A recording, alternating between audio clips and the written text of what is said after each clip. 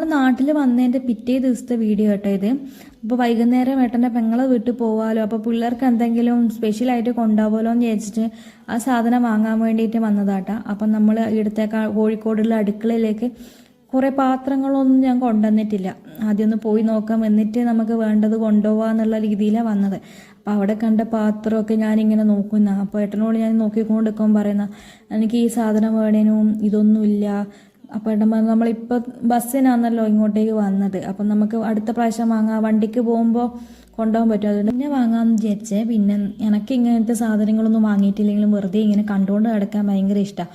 പ്രത്യേകിച്ച് ഞാനൊന്നും വാങ്ങിയൊന്നുമില്ല, 2 ചവിട്ടി വാങ്ങിന്, കാരണം ഇവിടെ ചവിട്ടിയില്ല. അപ്പോൾ ബാത്റൂമിലെല്ലാം ഇറങ്ങുമ്പോൾ ചവിട്ടാൻ വേണ്ടിയിട്ട് പിന്നെ അടുക്കളയിൽ ഇടാനും ഒരു 2 ചവിട്ടി വാങ്ങി.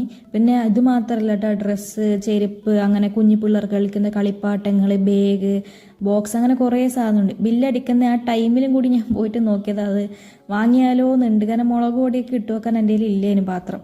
പിന്നെ എന്നിട്ട് ഞാൻ അത് അവിടെ തന്നെ വെച്ച് വാങ്ങിയില്ല. പിന്നെ മോനൊരു കളിപ്പാട്ടവും മോൾക്ക് ഒരു പൗച്ചാട്ടാണ് വാങ്ങിയത്. പിന്നെ 2 വാങ്ങിയത് ഒന്ന് എൻ്റെ ഏച്ചീൻ്റെ മോളുണ്ട് വീട്ടിൽ, പോക്ക് കൊടുക്കാനും കൂടി ഞാൻ വാങ്ങി. അപ്പോൾ ഇന്നത്തെ വീഡിയോ ഇത്രയേ ഉള്ളൂ.